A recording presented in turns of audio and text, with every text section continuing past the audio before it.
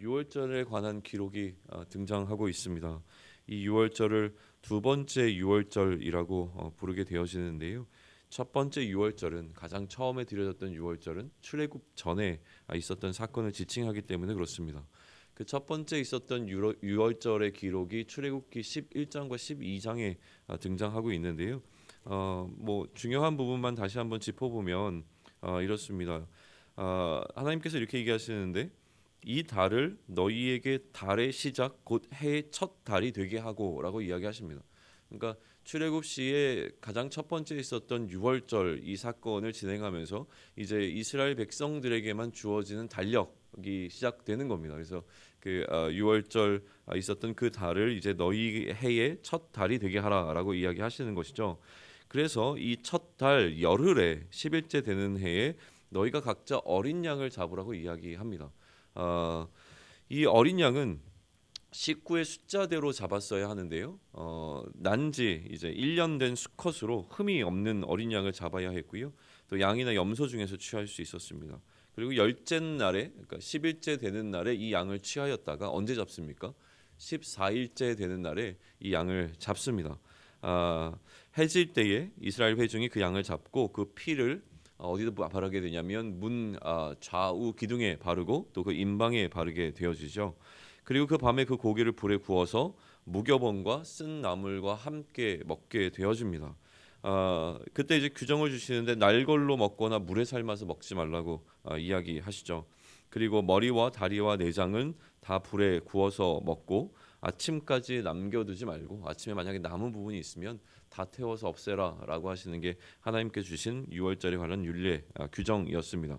그리고 또 다른 이제 규정을 주시는데 어떻게 하냐면 그것을 먹을 때에 이제 어떠한 태도로 먹어야 되는가를 이야기하시면서 허리에 띠를 띠고 발에 신을 신고 또 지팡이를 짚고 급하게 먹어라라고 이야기해 주시죠.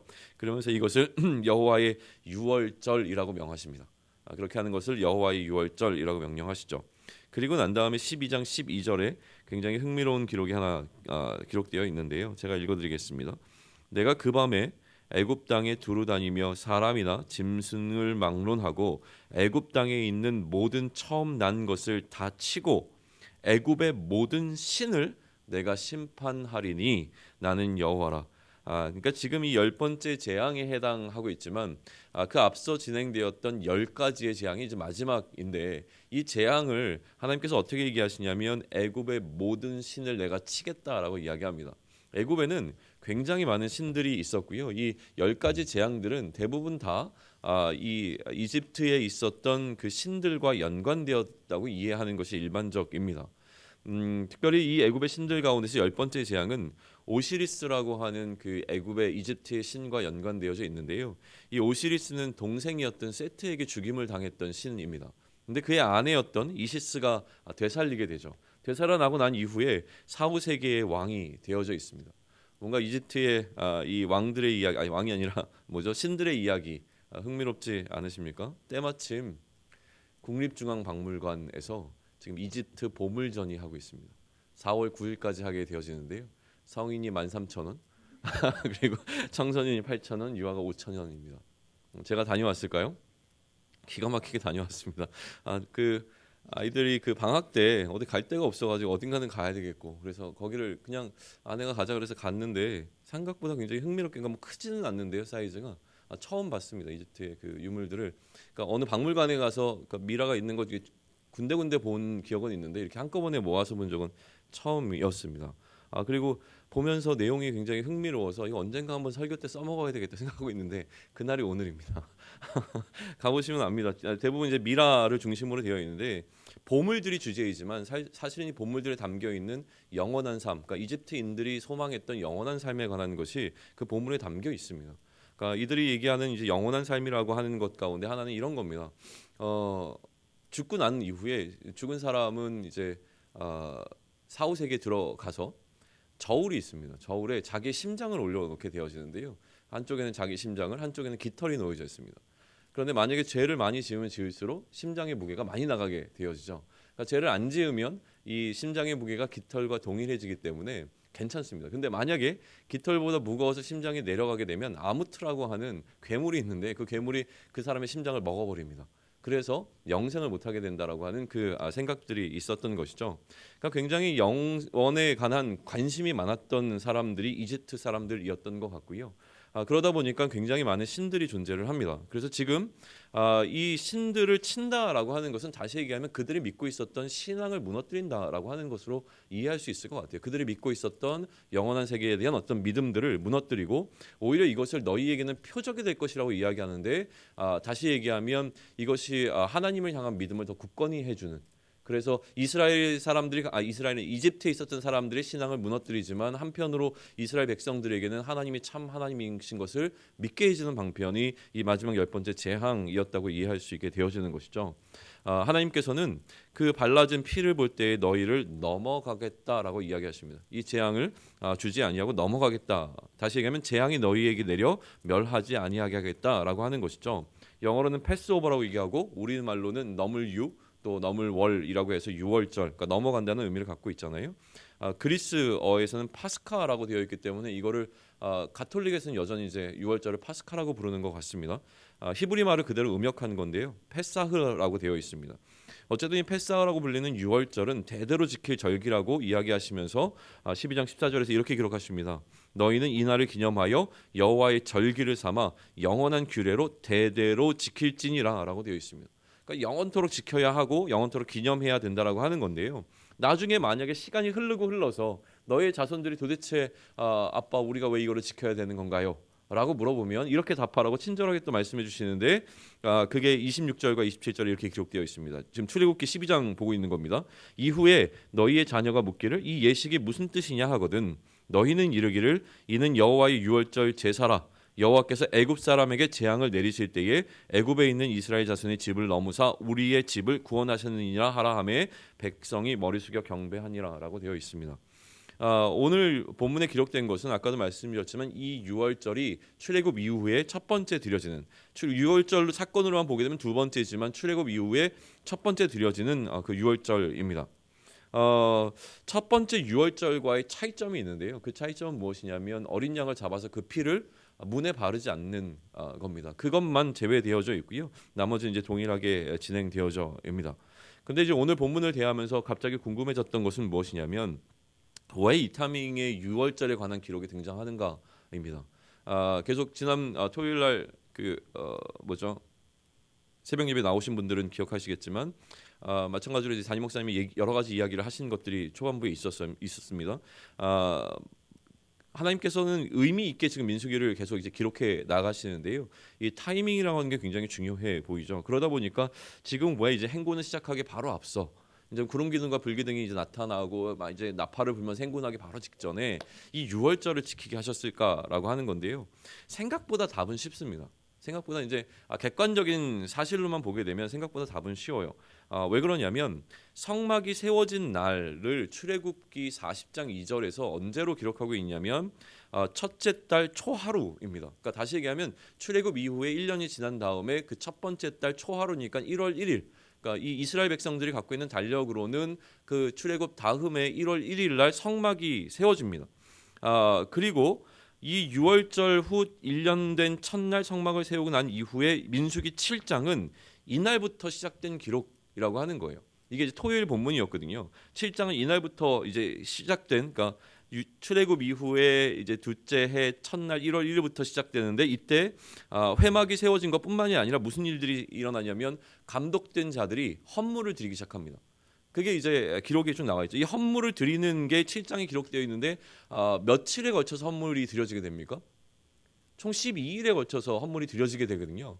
그러니까 첫째 달 1월 1일부터 12일까지의 기록이 7장에 나와 있는 것이죠. 그런데 하나님께서 이 유월절을 지키라고 한 것이 첫째 달 몇째 날입니까? 14일이란 말이죠. 그러니까 12일이 이제 마치고 난 다음에 9장에 넘어와서 14일째 되는 날이 도달했기 때문에 유월절이 진행되는 겁니다. 그러면 그 앞에 들어있었던 8장의 기록은 무엇이었죠? 레위인들을 요제로 하나님께 드리는 장면이 있었잖아요. 그게 아마 그러면 이제 13일째 되는 날에 있었던 일이겠죠. 그리고 14일째에 지금 유월절이 들어갑니다. 민수기가 이제 기록된 기록의 순서가 이제 섞여 있기 때문에 그러는데요. 이 유월절을 기념하고 난 다음에 일어난 일이 사실은 민수기 1장부터 6장에 기록되어 있는 인구조사라고 하는 거예요. 성막이 세워지고요. 그 다음에 뭐랬습니까? 다 이제 헌물을 드리고 그다음에 레위인들을 바치고 난 이후에 유월절을 지키고 난 다음에 다시 민수기 1장으로 넘어가서 1장부터 6장에 해당하는 그 사람들을 계수하는 이 인구조사가 진행이 됐다라고 하는 겁니다. 그런데도 불구하고 지금 민수기에서는 왜 순서를 이렇게 약간 뒤바꿔서 인구조사를 앞에 놓고 시작을 하느냐에 대한 여러 가지 해석들은 분분하지만 기본적으로는 이렇게 이해합니다. 그 인구조사에서 나왔던 내용들을 이해하지 않으면 그 이후에 있었던 내용들을 이해하기가 굉장히 어렵기 때문에 오리엔테이션 형식으로 앞에 먼저 이것을 기록한 것이다라고 이해를 하는 게 일반적인 것 같긴 합니다. 그런데 오히려 이번에 저는 민수기를 묵상하면서 계속 각각의 의미 속에서 하나님이 주시는 마음들이 있었는데 저는 이제 이렇게 읽히는 겁니다. 1장에서부터 4장까지는 인구조사가 등장을 하는데 이 인구조사가 단순히 그냥 사람의 숫자를 세는 것이 아니라 각 사람에게 하나님께서 이제 행군을 할 때에 그 담당해야 되는 역할, 다시 얘기하면 이제 직임을 주는 장면과 같이 읽혀진다고 하는 거죠. 너는 이제 나중에 전쟁이 나게 되면 싸움에 나가서 군사가 되어야 된다. 너는 레위인으로서 이제 성막을 위해서 봉사해야 된다. 너는 우두머리가 되어라. 너는 뭐 지휘관이 되라. 이런 식으로 이제 각 사람들에게 담당할 역할을 주시고 있는 것처럼 보여진다는 거예요. 그러니까 1장부터 4장은 무엇을 주시냐면 이제 하나님의 백성이 된 자들에게 그들이 감당해야 될 사명을 부여해주고 있는 장면 이를 읽혔다고 하는 겁니다. 이렇게 사명을 다 부여하고 난 이후에 그 다음에 하나님께서는 무엇을 하냐면 하나의 공동체로 나아가야 될 텐데 이 공동체가 무엇을 추구해야 될 것인가? 내가 거룩하니 너희도 거룩하라. 그러니 이제 거룩한 땅인 가나안 땅, 내가 구별하여 특별히 너희에게 허락한 이 거룩한 땅에 들어가기 위하여 광야의 과정 가운데 너희가 해야 될 것이 있는데 거룩한 하나님의 백성으로서의 공동체를 유지하면서 가라. 그러니까 어떻게 하면 성결할 수 있는가? 어떻게 하면 부정해지지 않을 수 있는가? 어떻게 하면 하나님을 그 중심에 놓고 거룩한 백성의 모습을 갖춰갈 수 있는가에 대한 이야기가 그 다음에 등장하는데 그게 바로 거룩한 백성에 관한 이야기, 신체에 문제가 생겼을 때는 징령 밖으로 내보냈다가 다시 건강을 회복하고 들여오게 한다든지 아니면 행위에 문제가 있을 때, 범죄했을 때 다시 그 부분을 어떻게 다룰 것인가? 또 그 다음에는 마음에 문제가 생겼을 때 의심의 법을 통해서 마음의 문제가 생겼을 때 어떻게 해결할 것인가? 그 다음에 자신을 완전히 구별하여 하나님께 드리는 것은 무엇인가를 나시린의 법을 통해서 또 알려주는 방식으로 하나님의 공동체가 어떻게 성결이라고 하는 문제를 다룰 것인가를 보여준다고 하는 것이죠. 그리고 난 다음에 7장과 8장이 기가 막힌데요. 뭐가 등장합니까? 봉헌이 등장, 헌물을 드리는 거죠. 헌물뿐만이 아니라 레위인 자체를 하나님께 드리는 방식을 통해서 무엇을 기록하고 있다고 보이냐면 이제 이들이 살아가야 되는 삶의 중심에 무엇을 놓아야 된다는 것처럼 예배자로 서야 된다는 것을 보여주는 것처럼 읽혀졌다고 하는 것이죠. 이스라엘 공동체가 이제 행군을 시작합니다. 행군을 시작하기 전에 주어진 것들이 있는 거예요. 그러니까 자 이제 행군 우리가 나갈 건데 주의해야 될 것들이다. 첫째, 무엇을 주의하라고 얘기합니까? 너희가 맡겨진 사명에 최선을 다해라. 너희는 이런 역할을 담당하고 있는 자들이다. 두 번째는 하나님의 백성답게 살아라. 거룩해져야 된다. 이 얘기를 하시고요. 그다음에 무엇을 합니까? 예배자로 서야 된다라는 이야기를 하십니다. 그렇다면 오늘 이제 이 유월절은 무슨 의미를 담고 있을까라고 하는 건데요. 그냥 저는 보았습니다. 가장 기본적으로 유월절은 기념하는 것이지 않습니까? 그러니까 이들이 잊지 말아야 될 것에 관한 이야기가 가장 기본이에요. 뭘 잊지 말아야 되냐면 이들이 유월절이라고 하는 다시 얘기하면 넘어가는 사건을 통하여서 어떻게 하나님의 진노를 피할 수 있었는가. 그래서 이 어린 양의 대속의 피로 말미암아 그들이 어떻게 이 재앙을 피해서 지금 현재에 오게 되었는가. 또 이 과정 속에서 하나님께서는 그들을 어떻게 인도하셨는가라고 하는 것을 잊지 않을 수 있도록 기념할 수 있도록 영원한 규례를 주신 것이 바로 유월절이라고 하는 것이죠. 그런데 나중에 민수기 행군을 시작하고 나서 얼마 지나지 않아 쉽게 잊어버리고 있는 이스라엘 백성들을 보게 되어진다는 거예요. 차라리 애굽에 있었으면 좋았을 걸. 이런 모습들이 이제 등장하는 게 이제 이스라엘 백성들이 우리에게 보여주는 안타까운 모습이라고 하는 것이죠. 그러니 사실은 이 광야에서 일어나는 모든 일들은 무엇을 이야기한다고 했습니까? 여전히 광야와 같은 이 시기를 살아가는 우리들에게 마치 정글의 법칙이 정글에서 살아나는 법칙을 알려주듯이 광야에서 살아가는 이 이스라엘 백성들의 삶 속에서 드러나는 어떤 법칙들과 원리들이 오늘 광야의 시기를 살아가는 우리들에게 이 광야에서 어떻게 서바이브 할 것인가, 어떻게 살아남을 것인가를 이야기해 주는 것처럼 우리가 이해할 수 있다면 오늘 주어지는 이 유월절 규례 속에서 우리는 무엇을 발견하고 이것을 오늘의 삶에 어떻게 적용할 것인가라고 하는 것이 우리의 관심사가 되어집니다. 성막이 세워지고 난 이후에요. 헌물을 드리는 것을 지금 민수기는 이야기하지만 사실은 성막이 세워지자마자 또 다르게 주어진 것이 있었습니다. 그게 무엇이냐면 율법이었어요. 성막이 세워지고 나서 주어진 그 율법. 한쪽에서는 헌물이 드렸지만 한쪽에서는 이제 율법이 주어졌는데 그것을 기록한 것이 무엇이냐면 레위기예요. 성막이 세워지자마자 하나님께서 모세에게 주셨던 것은 이 레위기라고 하는 것이죠. 그런데 자 이제 하나님의 백성들이 그 하나님께서 주셨던 율법과 규례들에 따라 광야를 행군해 나가기 시작합니다. 그런데 이 광야를 행군해 나가는 삶을 일상을 살아가다가 보면 어떤 문제가 생기냐면 우리도 잘 압니다. 법이요. 세워지긴 하지만 이 법이 우리 일상 가운데 실제로 적용이 되는 과정 속에서는 수많은 적용하기 어려운 부분들이 생겨난다는 거예요. 머리로 들을 때는 그렇게 살면 되지 이지만 실제로 삶의 우리의 모양들이 얼마나 다양합니까?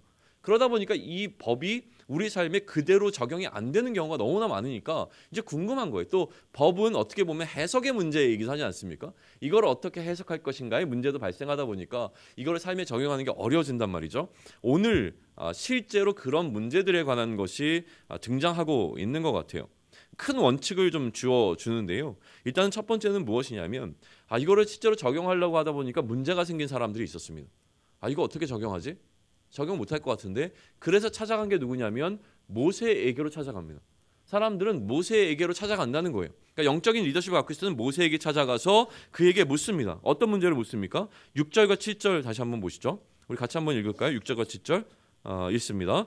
그때 사람의 시체로 말미암아 부정하게 되어서 유월절을 지킬 수 없는 사람들이 있었는데 그들이 그날에 모세와 아론 앞에 이르러 그에게 이르되 우리가 사람의 시체로 말미암아 부정하게 되었거니와 우리를 금지하여 이스라엘 자손과 함께 정한 기일에 여호와께 헌물을 드리지 못하게 하심은 어찌미니이까. 이들의 기본적인 태도가 있는데요. 이들의 태도는 무엇이냐면 유월절을 지키고 싶은 겁니다. 지키고 싶은데 지금 지킬 수 없는 상황이 돼서 지키지 못하도록 만드니까 그러면 나는 이거 너무 지키고 싶은데 어떻게 하면 좋을까요? 를 모세에게 묻는 겁니다. 내가 불가피하게 지금 지킬 수 없는 상황 가운데 여행 예를 들면 이런 거죠. 목사님 제가 이번에 불가피하게 출장을 가야 돼서 그래서 교회 못 오는데 이 예배는 어떻게 하면 좋을까? 이런 것들 이렇게 물어보는 것처럼 이렇게 물어보고 있는 너무 하고 싶은데 이걸 할 수 없는 상황 가운데서 그러면 이걸 어떻게 해야 하면 좋을까요?라고 모세에게 물었습니다. 그랬더니 모세가 뭐라고 얘기합니까? 며칠 뒤에 드리면 되지가 아니라요. 내가 하나님께 여쭤볼게입니다. 내가 먼저 하나님께 물어볼게. 그러니까 모세도 충분히 자기 판단으로 이것을 이야기할 수 있었음에도 불구하고 지금 모세가 보이는 태도가 굉장히 중요하다는 거예요. 내가 먼저 여호와께 가서 하나님께서 너희에 대해 어떻게 명령하시는지 내가 들으리이다. 어마어마한 이야기입니다. 사실은 이 메시지는 특히 저와 같은 많은 사람들이 질문하고 거기에 대해서 어느 정도 말씀에 근거해서 무언가를 이야기해 줘야 되는 입장에 있는 사람들이라면 정말 굉장히 깨어서 들어야 될 부분인 것 같아요. 쉽게 뭔가 우리의 경험 가운데서 나오게 되어지는 이야기가 아니라 정말로 그 사람이 어떤 문제를 놓고 씨름할 때 우리가 가장 먼저 해야 될 것은 하나님께 기도하며 묻는 것이라고 하는 것을 우리는 반드시 기억해야 될 것 같습니다. 그리고 난 이후에 하나님께서는 답을 주시고 여전히 우리에게도 반드시 답을 주실 거라고 믿습니다. 답을 여러 가지로 주시는데요. 그 중에 이제 첫 번째는 뭐냐면 예외 규정이었습니다. 그게 10절로부터 12절까지인데 제가 읽어드리겠습니다. 이스라엘 자손에게 말하여 이르라 너희나 너희 후손 중에 시체로 말미암아 부정하게 되든지 먼 여행 중에 있다 할지라도 다 여호와 앞에 마땅히 유월절을 지키되 그런데 둘째 달 14째 날 해 질 때에 그것을 지켜서 어린 양의 무교병과 쓴 나물을 아울러 먹을 것이요 아침까지 그것을 조금도 남겨두지 말며 그 뼈를 하나도 꺾지 말며 유월절 모든 율례대로 지킬 것이라. 뭐가 달라졌습니까? 한 달 딜레이가 된 겁니다. 그래 유월절을 드리고자 하면 반드시 유월절은 드려야 되는데 지금 당장 여행을 하거나 부정해져서 지금 드릴 수 없으면 언제? 한 달 뒤에 드리도록 해라. 이 얘기를 해주시는 거예요. 그러니까 이 법이라고 하는 건 정해져 있지만 이것을 어떻게 삶에 실제적으로 적용할 것인가에 있어서 하나님께서는 이런 어떤 뭐라 그러죠? 유도리를 뭐라 그럴까요? 플렉시블하다 그러는데 유연성 죄송합니다. 유연성을 지금 발휘해주고 있는 것이 이제 보이는 것이죠. 근데 더 문제가 되는 것은 사실은 이렇게 드리고자 하는 사람이 문제가 아니라 드리지 않고자 하는 사람이 문제입니다. 그 사람들에 대해서는 엄격하게 이제 원칙을 적용하고 계세요. 그게 13절인데 한번 같이 읽을까요? 자, 시작. 그러나 사람이 정결하기도 하고 여행 중에 있지 아니하면서 유월절을 지키지 아니하는 자는 그 백성 중에서 끊어지리니 이런 사람은 그 정한 기일에 여호와께 헌물을 드리지 아니하였은즉 그의 죄를 담당할지며. 이거는 굉장히 어마어마한 겁니다. 그 공동체로부터 끊어지게 된다. 그러니까 그 마음 자체가 이것을 하기를 원하지 않아야 한다면 하나님께서는 이렇게 엄격한 기준을 적용하고 계시는 것이죠.